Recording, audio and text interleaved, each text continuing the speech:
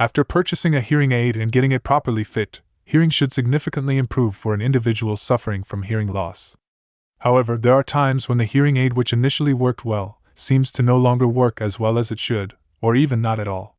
Here are a few simple things that can be tried at home to troubleshoot your faulty hearing aid. Carefully examine the hearing aid overall. Make sure there is no clog or kinking of the speaker tubing. If present, the tubing should be replaced.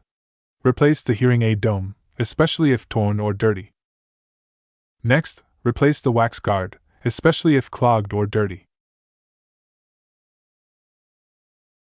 Replace the battery and also check the internal battery contacts to make sure they are clean. Clean the microphone ports using a brush and/or a tiny vacuum. If the hearing aid is still not working properly, contact the manufacturer or your audiologist to evaluate it further.